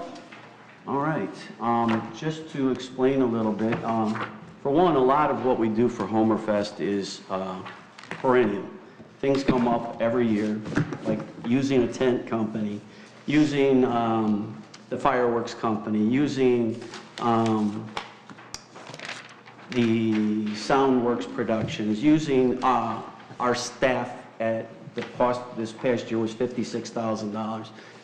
Using the sheriff's office, which was $28,000. There's some things that come up on an annual basis for festivities that we put on for Homerfest. And that goal is to have quality when we have Homerfest and to get every part of that quality put into our fest that our community deserves. Now, with this item, when I first got involved and I started looking into this, about 3 years ago, 3.5 years ago, I did all the research, and I was trying to improve things for our fest. And with that said, we've used this company for the past 2 years. This would be the 3rd year. They drug test their employees, they clean everything. This also includes the sound, the lighting, the stage, and employees, sound audio engineers for the length of all 4 days. And as you know, we broke down all that stuff. Oh, I at the end of the remember. day and helped everybody out on the last day of Homerfest. This company does 350 to 400 fests a year. As far as looking into this, I did all that homework when I first got started. And I know there's some questions about, oh, we should get 3 bids on everything. Well, the thing is, I've already done that homework. I've found the best for Homer Glen. For me, there's no reason to go back on this at all. Like I said, even with the tent people, which is Marquee, that's about a little over $25,000 to do that. And I don't believe that's ever even made it to the board for approval that I could find. Now, I could be wrong, but I looked and I could not find it. But that is something that's been used way before I got started and is still being used today. Matter of fact, Chris told me today that she was on the phone with them in the past week or so, and they're working out the details with that as to what we need for Homerfest. Trying to get 3 bids on everything that we do for the fest would take forever. And some people that have been involved with that for some time previous till now know that. And the thing is, what I'm trying to get to Homerfest is the quality and get us the best. And in that process, I was a little bit confused not confused, I had a concern myself. And I asked legal counsel at the time, do I have to get 3 bids on everything we do for Homerfest? And I was told, absolutely not, you do not have to do that. I did look up our village code and with the things that were being addressed, and under Article 1, or Article 150-1, conditions for waiver, there is that, and then there's the provisions of 65 ILCS 5-8/8-9-1. So I know there were some concerns with this, but I don't believe we could do any better than what we've done in the past. I can tell you this, last year it was 14,000 or 14,800, I believe. There was a 6% increase, or 14,800. This was a 6% increase. And Joe, I sent you the email. You probably saw the conversation where I negotiated the best I could with them, and they said 6% increase, because it was higher than this. It was $16,000 some dollars. I negotiated it down to $15,700. In that email, they said, that's the best we can do. We're sorry. I mean, Corey said that was the best he could do. So with that said, I don't think there's any reason to beat everything to death when it comes to Homerfest, because it hasn't been done before, and it shouldn't be being done now. So my recommendation for this is strong yes, because they're a great company. And if anybody wants to look them up, they're Soundworks Productions. They were in Mokina, they're out of Lamont now, and look at what they do and all the things that they participate in. Homer Glen is getting the best of the best when it comes to this, so thank you. You're welcome. If the trustees don't mind, I'd like to speak now, if that's okay with you. I know you made the second. You okay with that? Okay. So this was removed from the consent agenda by Trustee Steilen, as there were some questions. Forgive me, but there's 3 trustees on this board who have never seen this process take place. You're right. So in the supplement sheet, all it is a contract and a quote. And from what they're learning is that every process needs 3 quotes, and there's not 3 quotes in here. So the question was asked, do we need 3 quotes? They did not know, they're not aware that this service, this specific person has been used repetitively. If that was the case, that would have been nice for it to have been included, maybe with last year's contract or so forth. Or on the supplement sheet where it says who to contact, it says Baber and Gia, which Chris is the events coordinator. It would have just been nice to have the backup of everything you just said. I 100% wholeheartedly agree with you that this company is probably the best choice, the best cost, and I've dealt with them last year. I didn't like how I had to take down tents and stuff to get them out of the way. That's totally okay. It's totally fine. We actually had fun doing it, but I just think when for the new trustees who have not been through the process before, it would be nice just to include all of that information so we don't have to go through this. Now, if we're going to waive a bid process, this would be an attorney question, because not a bid process, but if we're going to waive the process of not getting the 3 quotes, I was always the understanding that we had to make a motion or have a motion at the dais to waive that process so we can actually approve 1 bid. That's from my understanding. The other thing that came about was that it's your name on here as the quote, the Village of Homer Glen with your name, and on the contract, it just says quote ID 12994, which it says the event name is Homerfest, but we don't know whose name is actually on the contract, whose quote ID 12994 we don't know. So there was just some questions that the board that I had asked you actually earlier today, and that's why this discussion is being had. This has nothing to do with anything about anything in the past or your fest. And then the other question came about of, you're right, the tents have never been before the board. And that's another question for the attorney. Just because the Homerfest has a budget, I don't know, I believe it's like $274,000 or something like that, just because they have a budgeted amount. 246. Doesn't mean that any one trustee or any committee just has the right to go spend $246,000 as they so choose. Because if that's the case, Trustee Reiners can go build whatever she wants in the park, and he can have whatever, whatever he wants. And to be honest, I'm the ex officio of every committee. So if I want to see quotes, I think I kind of have the right to ask for it as well. No? I didn't think you were the one asking for 1, and for 2, it's the bidding process that legal counsel has said you don't have to do, not that it doesn't have to be approved by the board. Right, okay, but that is the question I want to ask legal, which I apologize, I know this was brought up to you today, and I'm unsure if you had time to look into it today. Nobody, well, I shouldn't say nobody, myself, Trustee Reinders, and I know Trustee Mason, did not have a problem with so much approving who this person was. It was more or less the process, how it got brought to us, without knowing the behind information. And now we know. So now we know if there's repetitive usage of the same person, we'll include that information in With all there. due respect, Yeah. this is no different than it's been for every year that I've been here. Right, but they're new. I understand that. Right. Madam Mayor, And may I this is the first interject? time I've been in this seat. So I've been the clerk. I've seen quotes, I've sat on so many boards, I've seen it done so many different ways. I don't even really know what the real way to do it anymore is. I just think including as much information as possible is beneficial for all. That's all. Madam Mayor, may I interject? Actually, can I let Trustee Reiners Oh, go go first? ahead, As I'm she's, yeah, the one that made the second, sorry. Absolutely. Really, all I'd like to say is that I know Dan Fialco does his due diligence when it comes to spending money. And he does not like to spend money. So if this quote came in at this price, I know that there's probably no other better price out there. So therefore, I have no problem with this. And we all could probably agree with that. Yes. Trustee Mason? I would agree with Trustee Reinders that Mr. Fialco does not like to spend money, but at the same time, I like to see it. We get reamed in here when we don't have the information in the packets. Trustee Consolino constantly tells us we need 3 bids. Dan, you and I spoke about it today. Sue and I spoke about it today. CJ and I actually spoke about it today because I thought he was going to be able to attend. And we'd like to be informed. It's not a matter of being new. This is what we've been driven since we came on 8 months ago, or whatever that time frame has been.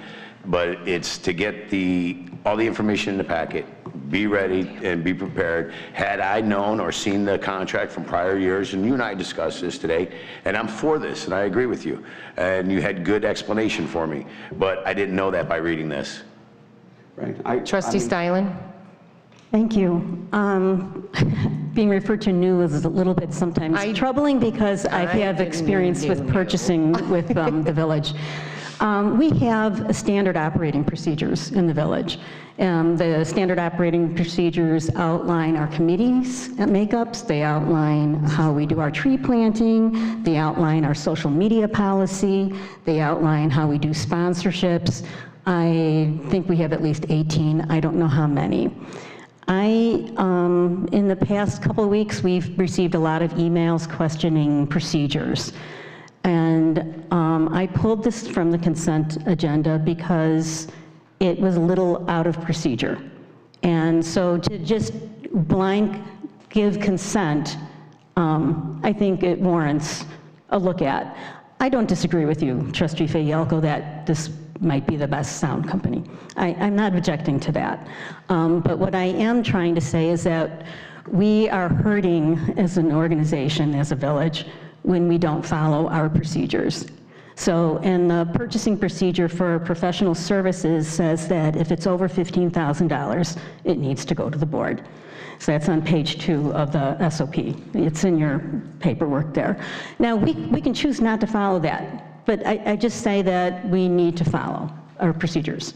I don't have SOP 2 myself. I think it's number 2, but it's she's got a copy. She's got the page right there. I'm familiar with it. It has nothing Okay. to do with it. So John Sawyers is here. Maybe he can even speak to the purchasing procedures. I don't know, but are you familiar with that?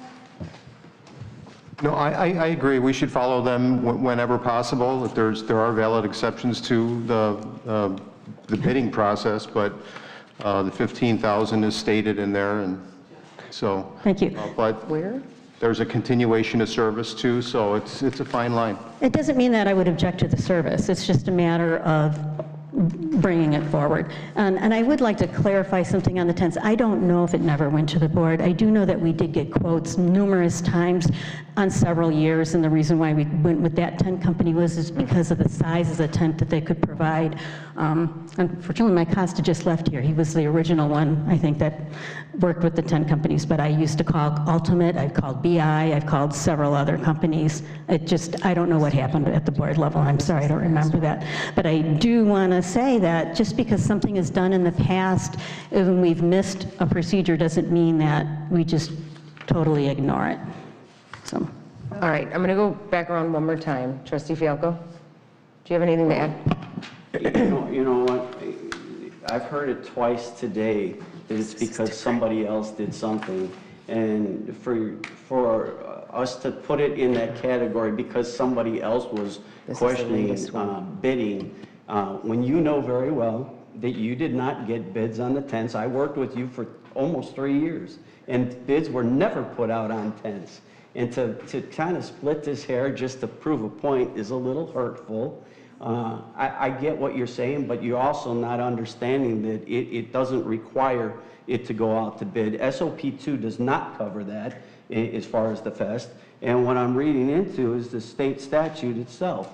And we've had legal counsel give us the opinion during a meeting that he even thanked me for bringing everything to the board to be approved once the budget was done. If we took and split every hair for Homerfest, from the liquor down to the tents, down to everything, nothing would ever get done. So in the process, you have used several things for the the Christmas event. You had ice sculptures for $2,000. And I know that's not over 10, but there's nobody asked, can we spend $2,000 on ice sculptures? So taking and trying to split this hair doesn't make sense, because it does not fall in the category of other public improvements or any work or other public improvements that would require it. It does not have to be put through the bidding process, especially since it's been shopped for 3 years ago, just like you did with the tents, and just like you hired them to put the tents out there, and just like it was $25,000 and above. And you talk about doing ordinances, and I don't want to get into an argument with you, but we just did a liquor license, that you approved a liquor license when the ordinance didn't allow it. And that's just, to me, taking this and dissecting it or splitting the hair and trying to make it hard on the Homerfest committee. That's the way I'm interpreting it a little bit. I would like to just move on, and so I can go forward with Homerfest and not have these hurdles, because if you create all these hurdles, I'm just telling you, it's not going to go very well. I don't mind explaining things and how we got to something. I shopped for this guy just like you shopped for tents before, and I got the best price. If you don't believe me, then maybe you could take and get the 3 bids or something. And it doesn't even if you get 3 bids for something like this, it doesn't mean that you have to go with the lowest bid. But I've been through this hardship already, and you know it. We know what we had before, we know what we have now. So it doesn't make sense that you're going to put it into the category with somebody else's complaining about something, about having 3 bids, because it's apples and oranges. It's not the same. And SOP 2 does not cover it for Fest. It does not say that. So. Are you done, Trustee Fialko? I'm trying to think if I am. Well, if we can, Trustee Reiner, if you have something else, Trustee Reiner, do you have anything to add? The only thing I'd like to say is that if we're going to split hairs on ordinances, then we need to clarify our ordinances.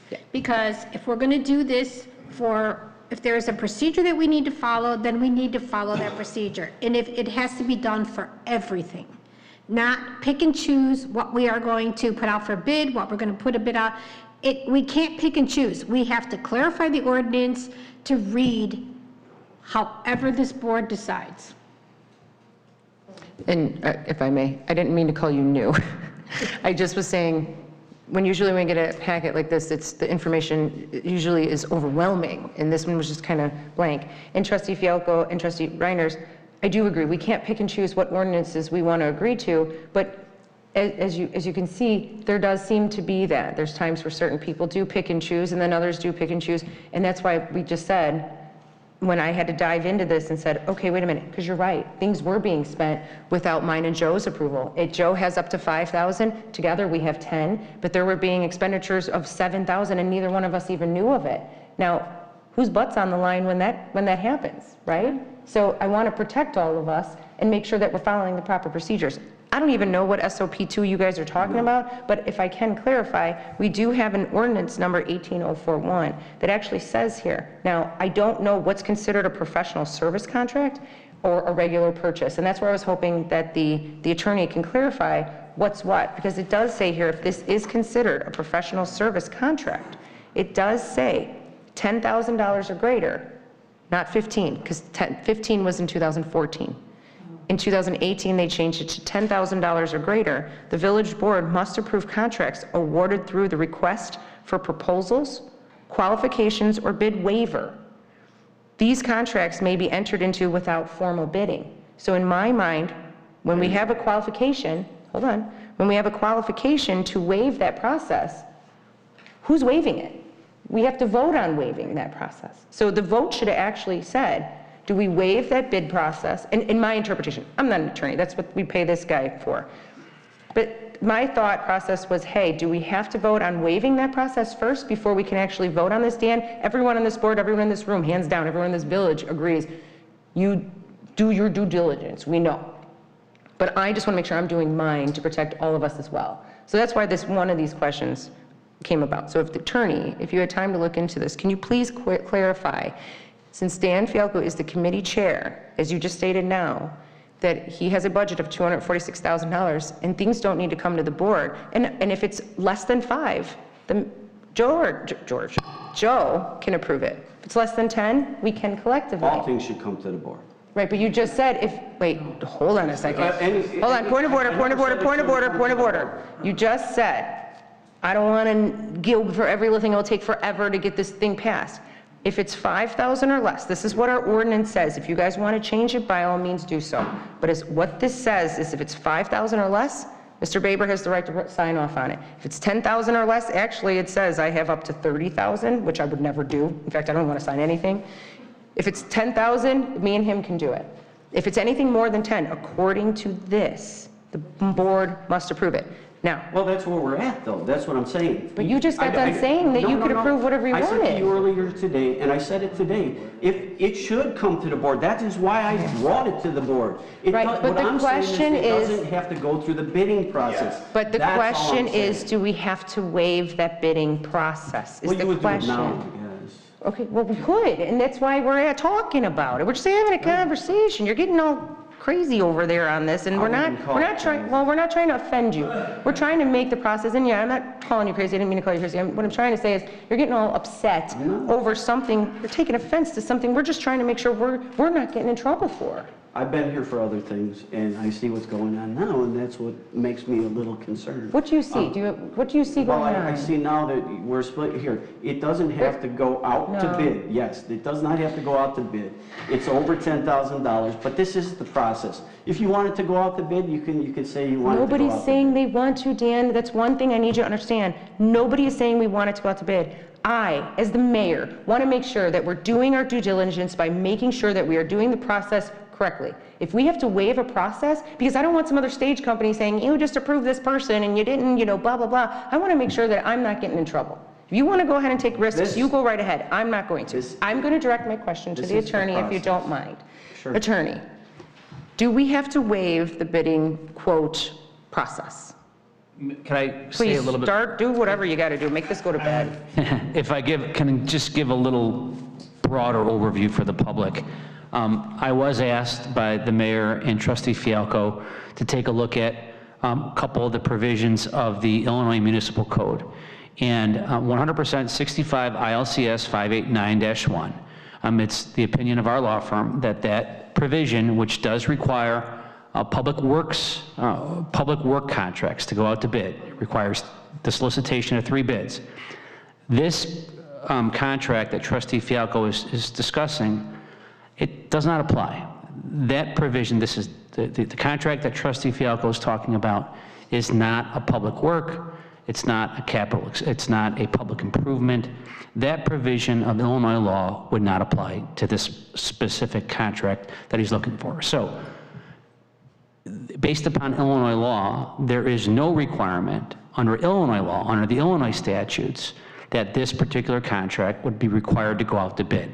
However, this village is a home rule municipality. As a home rule municipality, the village is well within its powers given to it by the Illinois Constitution to provide and allow for heightened levels of protection for the public and its residents. Meaning, if the Board of Trustees decide to pass, with the mayor, pass a ordinance purchasing policy, that purchasing policy has the command of law, just as if a state legislature passed it. So, although the Illinois statute doesn't say or does not impose any obligations to send this out to bid, we then go to our purchasing policy to check and to make sure that our ordinances do allow for what it is that we're trying to do. Okay, so I just wanted to clarify that. There was some discussion earlier if 589-1 would apply to this, and it absolutely does not. And that was the question that Trustee Fialco had to me today, and I answered that. The purchasing policy talks about conditions of a waiver, and the conditions of a waiver that are enumerated in here are regarding the provisions of 65 ILC 58-9-1. Again, those are provisions that statutory provision does not apply to this particular contract. Now, it's our opinion, it certainly is my opinion, that a contract like this could, the any bidding requirement could be waived. And that waiver would be done by way of a written ordinance, basically just acknowledging who this contractor is. If this is the name, the SWP, with various recitals that they've been doing repetitive work for Homer Glen over the past several years, and that the village board deems, makes express findings that it's not, that the board does not feel it's in the best interest or in the interest that are being promoted to have this go out to bid because they're comfortable with someone they have a prior relationship with. That can be done via an ordinance. And as far as our purchasing manual that we have here, it's very, very small, it's 2 pages. And it doesn't enumerate every possible scenario. Of course it does not. So if the board deems that this contract is a professional service, the next question would be, how do we go about, is it required to be under bid? And based upon the letter of that ordinance, it does, but it says you can have a waiver. And that waiver, just as I discussed just a little bit earlier, would be done via a ordinance, just basically reciting, here it is. We acknowledge that this particular vendor has done repetitive work for us over the years, and the Village Board of Trustees believe it's in our best interest to waive any sort of competitive bidding requirement that imposed via our policy to whatever extent there is one, and then it gets adopted. And that is what my opinion, or the opinion of our firm is with respect to this. So if I may, so for clarification, just for the board, this specific contract, when it came to the board, should have had 2 motions. One, waiving that process, since that's what our SOP, or not SOP, ordinance number 18-041 says. We should have said we're waiving the 3 quotes, and we're just going to go with this guy. Yes, and I just received copies of these procurement ordinances now. I think the clerk sent me one earlier this afternoon. So, but if this is what we have, and based upon the letter of what I'm looking at, the procedure then would be that we put together an ordinance to waive any bidding requirement that would be allowed, that's imposed pursuant to that policy. And that's what I was trying to get at. That's it. That's it. That's all. That we needed to have that step first. And that's just for purposes of entering the contract, right? So we have the expenditures approved by way of a budget. So there's a distinction. You have a budget, so it approves the expenditure. It approves the allotment of monies going out by the Village Board of Trustees being authorized to do something. And then you have a contract. Those are 2 separate things. You have the right to spend a certain amount of money, and you have the right to hire somebody to perform that service that you're paying them. And the bidding process that we are looking about here and the purchasing process that we're discussing deals about who is the party that we can legally, under our ordinances, retain to provide the service, not how much money to pay them. That's already been proved. It's whom are we allowed to retain. Mr. Baber? My question is, at what timing does that ordinance need to occur prior to that bidding process going on? No. Or is that in conjunction with that bidding, waiving that bidding process? No, because in this circumstance, the way it's been articulated by Trustee Fialco, this is a repetitive sort of a contract, a professional service person that performs sound, specialized sound. He's been doing that service for all these years. It gets put on in an ordinance, identified his history with the village, his great work that he's performed, and the fact that the Village Board of Trustees believe that to whatever extent a bidding process is required under our ordinances, certainly there is not one provided for under state law, but to whatever extent there is a requirement imposed under our ordinances, it's being waived. So does the board need to, at what point does the board waive that? At the same time of adopting the contract. Okay. So waived, and then we have the approval. Can we add that into today? I was just going to ask that. Can we amend it to waive the bidding process? That I would, because you give advance notice, several days notice of your ordinances, and because this provision has not been before the public, I would say you can amend it now, but I'd say put it to the next board meeting so that that's put in everybody's packet, so that it's disclosed in the websites and such, so that the public has an opportunity to see it. Okay, and just for clarification, this only came about, regardless of what everyone wants to feel or think, this came about because we found out another mistake was made in a different situation, and we're trying to rectify all contracts going forward. That's the only reason why this got brought forward today. Now, so we're going to have to table, is this like in a rush? Do you need this right away? Can this wait till next board meeting? Well, it's part of the keeping the train rolling pretty fast. It'll be here before you know it. Yeah. And actually, I just called him and let him know it would be, we were putting it out for approval today. They have do 350 to 400 fests a year. Yeah. So they've got other people that are looking for our equipment. And that was his conversation with me and with his last phone call. So I mean, we run the risk of not getting that for Homerfest if we do that. But if that's your advice, that's your advice. Can we approve this today and make an ordinance going forward? Or is that risking it? This one, 18, well, that one I printed beforehand. The ordinance, sorry, the ordinance authorizing the execution of the purchase order, correct? You can take that. But I don't see a written ordinance here. I just see in the packet, I don't see an actual ordinance. I just see this, an agenda. It doesn't have an ordinance attached to it. What this has, I'm sorry, this has an agenda supplement sheet. And a motion. And a motion, but there isn't an ordinance that's here authorizing the execution of this. That's the first I'm ever hearing of an ordinance being. Yeah, not every one of our motions has an ordinance attached to it. Okay. Do we do that with all purchasing? I mean, when we've done things like There's trucks nothing, and stuff? what I'm getting at is there's nothing to amend at this, there's nothing, there's no written document to amend. No, I guess what I'm saying is if we approve this today, if we just vote on this today, we didn't do the process beforehand. We didn't say we're waiving the 3 bids. The bidding. Whatever form that's being used, it would be my recommendation that you incorporate the fact that you're waiving, to whatever extent the purchasing policy requires it to go out to bid, that based upon the prior experience and history that you have with this particular vendor, that you're waiving, that the Village Board of Trustees is waiving the bidding requirement. Include that in the motion? Can't we include that in the motion? That's what I was asking. Can we amend? That they're waiving the bid process in approving the contract?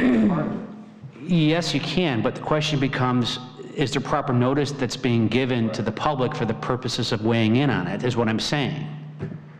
It hasn't been like here, we have an agenda, it hasn't been put out to the residents yes, the approval of the contract has been put out to the residents, but a specific waiver of a potential bidding requirement as applied by either our SOP, which I have not seen, or, well, that's just what my recommendation is to the board. All right. The code allows it, but it's not specific in this instance, the waiving of the bidding process. The code allows for it, but it's not specific to this case. And how to do it. And how to execute. Yeah, that's what I'm looking for. Our code does allow for the board to waive the bidding process. It does. And if we amend it now, if somebody wanted to talk about the price, I mean, that's what was up for the question or the motion was the price. The public has had the opportunity to speak about it if they had wished to, right? Sure, yes. All right, so we can vote on, I don't know what to do. I would like to make the motion to include how you want to wordsmith it to cover that we're waiving the bidding process and to approve this to move forward for Homerfest. I just don't want to risk losing. And I agree. Amend the agenda to include a waiver of the bidding process according to our code, blah, blah, blah, blah, blah. I made that motion. Would you second it then? I'll second. Okay. Thank you. All right, Madam Clerk, can you call the roll on the amendment to include the waiving of the quotes? Yeah, we'll talk about it later. Correct. Right? Isn't Of that the bidding process. Of the bidding process. Okay. To the extent Trustee that it's even Fialko. required. Aye. Trustee Reinders. Aye. Trustee Mason. Aye. Trustee Stylen. Aye. Motion carries. Oh, Now, we have to Now vote on the Now- motion Now we itself. have to vote on the On the motion as amended. Madam Clerk, Yes. please call the roll. Trustee Fialko. Aye. Trustee Mason. Aye. Trustee Reinders. Aye. Trustee Stylen. Aye. Okay, motion carries. Okay, moving on. Can I just say one thing? Or no, just to finish up this. I will include that for the rest of the stuff. I for Homer appreciate Glen, it. that got two parts of it. We're waiving the thing with the things we've done for the last 100 years, and this is it. And if somebody wants to say no and they want to see a bid for some reason with other companies, then we can move forward that way then. So that's my promise to you. Thank you. Yeah, okay, great. All right, now moving on to old business. Does anybody have anything for old business besides me? I might as well just, Trustee Fialko, do you have anything for old business? We did get something on gaming that's going to be coming back, correct? Yes. Okay, and that's coming back when? Gina Marcotte is not here. We can, Because I want to get that finished up. And I know you guys talked about it at the last meeting when I wasn't here. I think Gina was trying to set it up for their first meeting in February. Okay. Okay. That's, okay, and then tobacco's to follow the way I understand it.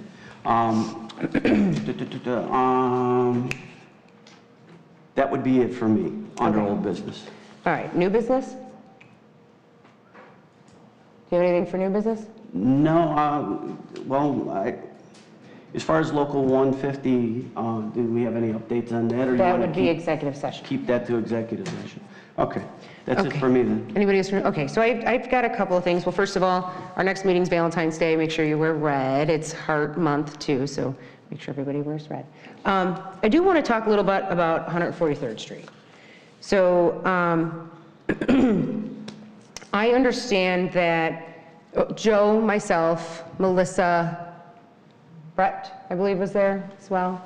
We had met with the county board executive, Jennifer Pertino-Tarrant, Mike Mahoney, and Jeff Ronaldson. Whew, I got them all right. So we all met and we had a conversation about 143rd Street.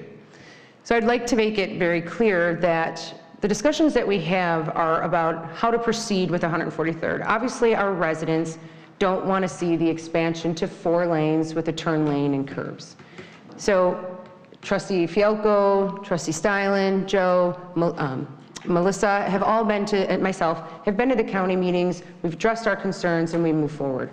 When we had our meeting, the conversation was leading to, well, what is it that you guys are looking to do? You're the mayor, it's your board, right? What does your board want to do? And I wanted to open that conversation to hear what you guys actually wanted, because there's been some ups and downs on some things. You know, the residents are saying they want 1 lane in each direction with a turn lane in the middle. Some said they want a suicide lane in the middle. Some are saying no curbs, but they want ditches. Some say they want curbs without the ditches. There's a lot of back and forth. And when we had this conversation with the county, they were pretty much asking me, what is it that you want? And I said, well, I think that it needs to come from the board collectively, but Albert, if you're going to ask me, I'd like to ask you some questions, because I know they're saying, oh, we lost $7 million. Now, you can't lose something that you never received. So they never received the $7 million, so they technically can't lose something they never received. I asked them flat out, have you ever done a road project in the village of Homer Glen using the county funds? They said no. I said, have you ever done projects and spent county funds in other towns, like New Lenox, Joliet, and so forth? They said yes. I asked when it was going to be our turn. Their response was, well, why don't you just take 143rd?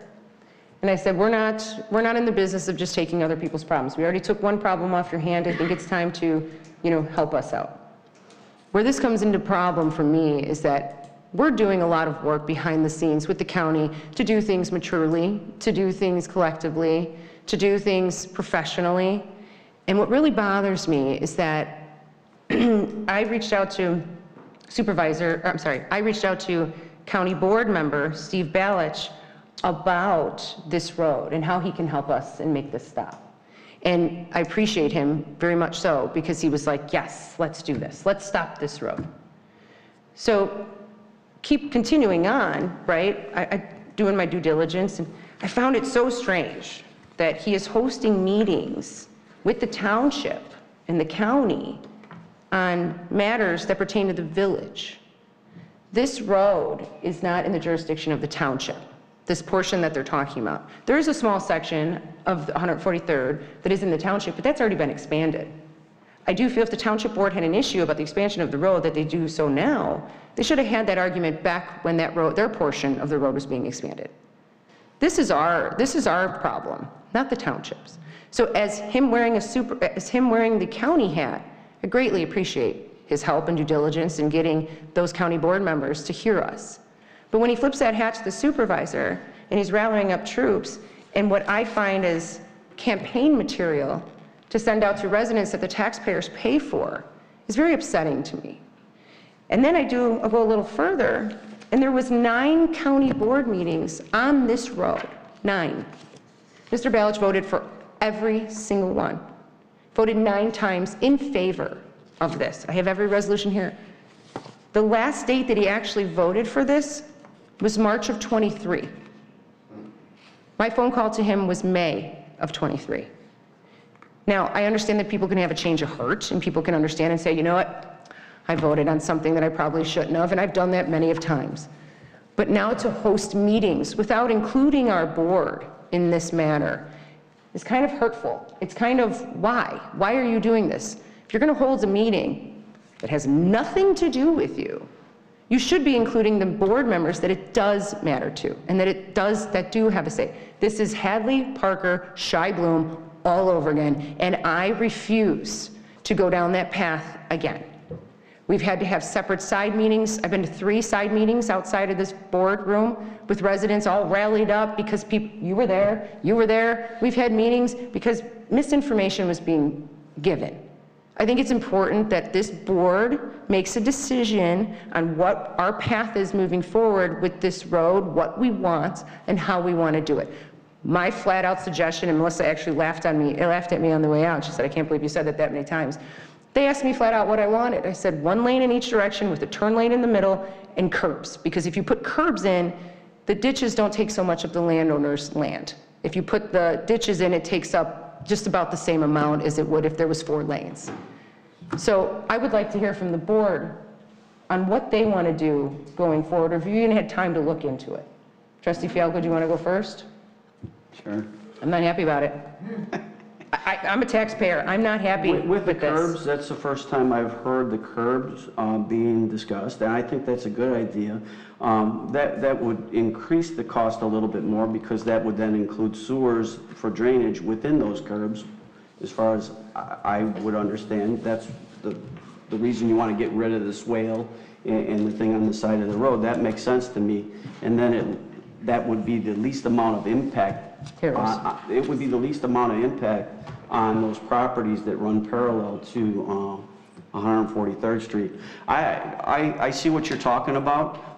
Steve Balich is the Will County representative in this area, along with Jim Richmond. I do see that they have the Homer Township Board on there. I don't see us included in there. I don't see that Steve would ever leave anybody out on purpose, though, because we've been working as a team together for a while. I mean, you and him had talked about 143rd Street, just like you said earlier. We all spoke about it, including Steve was the first one to speak about it while he sat on that Will County Board. So I don't know if it was an oversight. I would give him that credit first before I would. You're very nice. I know, honestly, because why would he have worked with you before? Maybe somebody else put this together, too. I'm not sure.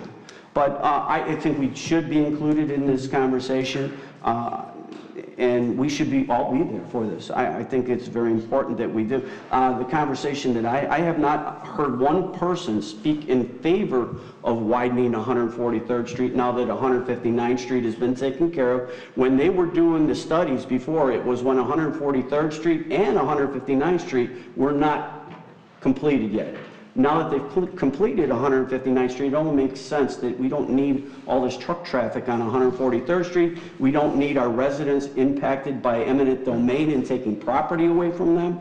And so I wholeheartedly support your effort and this board's effort to do with the turning lanes. I do think we need turning lanes, especially at Cream Road and 143rd Street. There's a few places we do need our turning lanes. So I support that in your efforts to do that and get that done. I hope it's not beyond and they're just asking to ask us you know, as a part of formality, because the way I understand it, a lot of money and studies have been done for this already. Although I don't see 143rd Street, the goal would be to bring it all the way into Orland Park. I don't see them going through Orland Park where all them houses are really tight and completing that. I just don't see that as an opportunity, or that Orland Park would want that done. So yes, I support the turning lanes, the curbs. I'm with you on it. All right, if I may, just because I know there's a lot of things going back and forth, but for one, Orland did reach out to me, the mayor of Orland, and I did receive numerous emails saying they do want the expansion, and the federals, they will receive federal funds to do the expansion. Yeah, in that bottleneck area, they want to open it up, which they're not our residents, but I feel like they wouldn't be too happy with this expansion anyways. But they're hoping we pass that 143rd gets expanded because they want it to be a artery from Lockport to Orland. Well, I'm sorry, we already have that on 159th. The second thing is, Trustee Fielke, you said this might have been an oversight that he didn't include us. I find that to be very incorrect, only because, number one, my first phone call to Steve was in May, and I did beautiful posts about him. I thanked him here, I thanked him at the county, I thanked him everywhere I could, but yet he never once returned a phone call of mine after I asked him several times to call me about this matter and why he's making this his issue. This is where the duplication of work and the duplication of funds, and I mean, how much is this going to cost to have an extra attorney and pull all these people together? I mean, there's a lot of factors in here. It just kind of feel like Mr. Balich needs to stay in his own lane, no pun intended, but he needs to just let us do our job. I mean, we were already talking about having a meeting with the county and having discussions with them. We've been doing that. And nothing against Steve, but on the county board, there's Republicans and Democrats, and we all know how they sit with Mr. Balich, and I feel like as a nonpartisan board, which we all know who we are, but as a nonpartisan board, we have more opportunity to speak to the whole board, not just the Republicans and not just the Democrats. We have the opportunity to talk to all of them and plead our reasonings on why we only want the 2 lanes with a turn lane or whatnot. So I just think if we can ask somehow Mr. Balich to please just let us do our job and stop getting in the way, it would be greatly appreciated. I think you're right, but I think it takes a village and a township to get this done. And I do believe working together is the That would best be way. great if we can work together. I could get a return phone call. I just don't know why we would have been included and asked us to be at the county meetings and all this, and then this would happen on purpose. I don't make the connection. But I understand what you're saying. Thank you, Trustee. Trustee Reinders, do you have anything? As somebody that lives on 143rd, in the beginning, I was all for the road expansion. In the beginning, I was all for the road expansion because living there, trying to get out of Dawnwood is like, sometimes I'm there for 4 or 5 lights. The traffic comes across so fast from the west to the east that it's very dangerous. And there's a lot of accidents right there at 143rd and Parker because people come and don't slow down. And it poses a lot of problem because when you're coming from north to south, sometimes you can't see it. But looking at the village as a whole, in our rural community, I went back and I looked at this and I thought, well, they're going to take part of the farmer. They're going to take all these houses that are in Pebblewood, they're going to be right in their back door. So when you look at it, but I do believe that we need something. I don't want to see the trucks using 143rd. They're there now, but I don't want it to increase. That even makes it harder for people like myself or people that live on 143rd to actually get out of their driveways or get out of their subdivisions. So I believe that if we do the curbs and we do the turning lane, that would really alleviate a lot of the problem.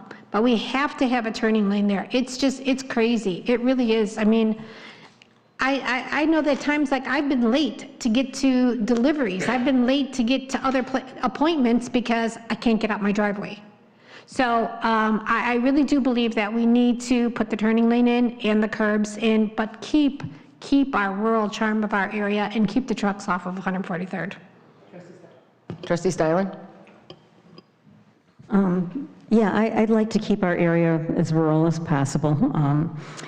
I do think we do need that third lane. We do need an extra lane. I don't know about the curbs. As a bicycle rider, you know, like you're riding on the road and you don't have a little leeway. And I know that the residents don't like the widening. I wish we had some kind of a walking path, you know, along 143rd. But if that's not going to happen, I don't know. But I would just support the 2 lanes with the middle lane. Trustee Mason? I concur with a lot of what you had said, that I don't think we need to be another artery to Orland.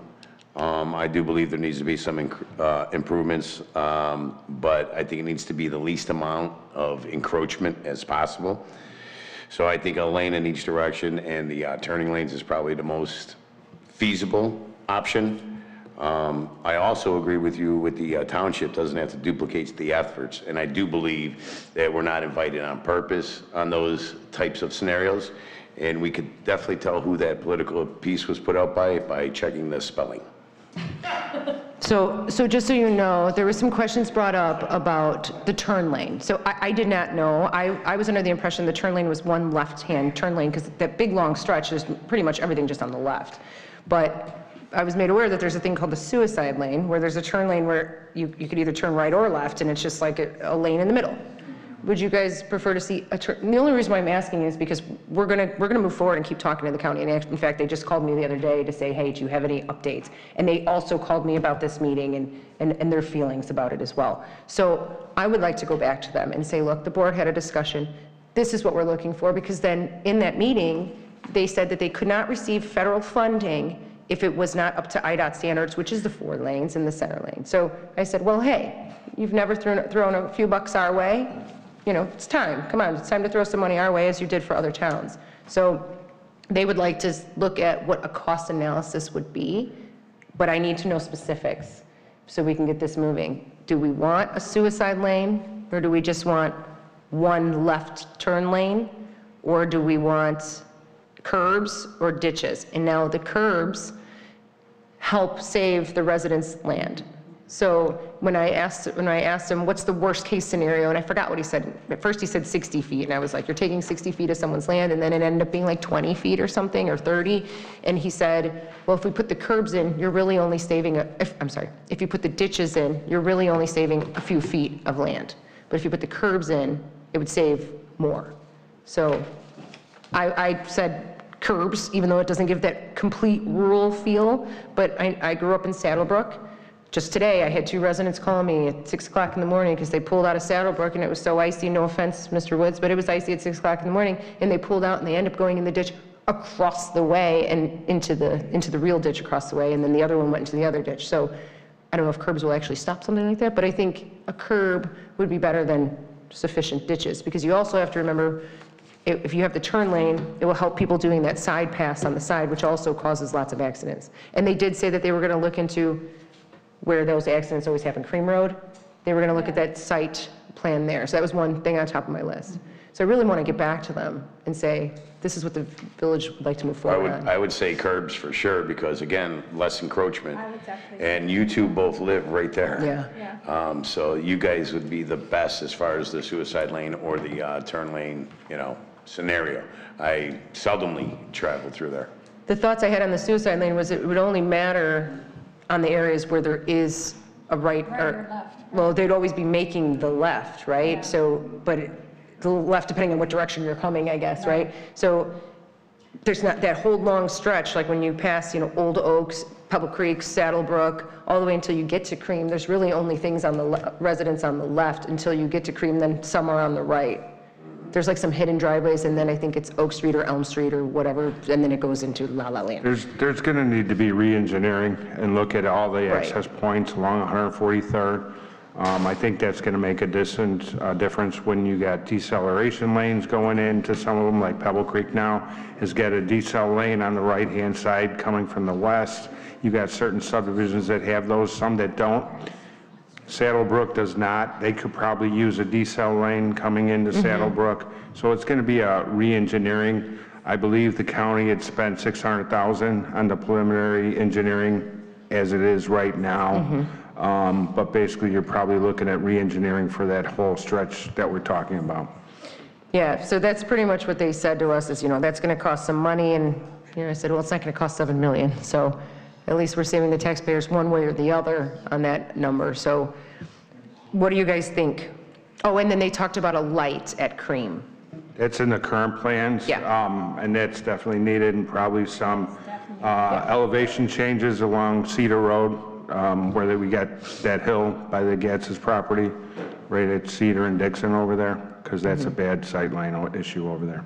And what about the speed limit? The speed limit on that road? Well, that would be our county board member, Steve Ballard, so you would have to send an email to let him know that we don't like the speed limit. But they did at one point say the speed limit wasn't going to change if they put the 4 lanes in, which I'm not buying that, because people fly down 159th Street. Yeah, 143rd, they fly down there. You can't get across. So with due respect to this, the board members, the 5 more members that are here, you'd like us to go back to the county and say, look, we'd like 1 lane each direction. Did we say suicide lane or single lane? Suicide lane? Well, I think that's probably something that's going to have to remain to be seen, only because of the fact that if they're going to re-engineer that, we'll have to wait for that in order to find out what would be the best option. Yeah. Now, the big question is curbs or no? I don't prefer that term, suicide lane. Oh, Personally, well, that's what you guys called it. What is it called? Somebody said it. Question, I'm not familiar with what a suicide is. I wasn't either I'm not until you quite guys. sure either where that You came put me up to that. What is it called? Turning lane is good, sounds good. Turning lanes, I think that maybe this, But what is it called? right. All right, a central turning lane. Whatever, that's what I was told it was called. Thanks, guys. But anyways, okay, so that engineer process, but do we want curbs or no curbs? And again, I granted, I'm not assuming we're just gonna get this big bag of wish list, like go to them and say, this is what we want, please grant us our wish, but it's worth a try. Don't we have a lot of swales along 143rd already? We have like the ditches that go through there. I think it'd save people from being in ditches if you had curbs. Well, let me tell you what happened to my car. I hit a curb. The first week I owned the car, it cost me $500 for a new tire and a new rib. Here's what I I say didn't to hit the that. curb, Well, imagine if you went in the ditch, how much it would cost you. but I hit the curb. I think curbs will beautify that road, and also it will cap the thing, it'll cap it. You know what I'm saying? If somebody has the idea of extending the road later on, they say, oh, we got all these curbs to take out. And I think good point. the curbs add a certain element of beautifying the road. Aesthetics. Brett? The aesthetics of it. Brett, do you I have like something? I do too. Brett? To just also add on to the curb thing, as Janie pointed out, right? If we have no curbs and just ditches, there's no room for sidewalks. So if we want sidewalks to connect 143rd Street, which was part of this original plan, right, and we want that connectivity, curbs would better facilitate that. And I think the county should pay for it. Okay. Thank you for that. So we will go back to the county, and I will be in attendance on this meeting, if anybody else would care to be there. seen that. Me either. You might not be on their mailing list. Okay, anything else under, I thought you said something about the spelling. I said if you check the spelling, you'll know who wrote it. okay, no workshop. Oh, we have executive session tonight. Is there a motion to go into executive session? Oh, discussion pertaining to potential real estate acquisition, discussion pertaining to municipal utilities, and executive session minutes. None of us voted to go into executive Oh, session. so hearing. I'll make that motion to go into executive session. Well, he has to. Well, I think that we need to cover things Do we briefly. need to go don't in have to executive session? elaborate on a bunch of stuff. Yes. Is there a second? Second. All right. Madam, or all in favor? Aye. Aye. Oppose? All right. We can make it. We're going into exec.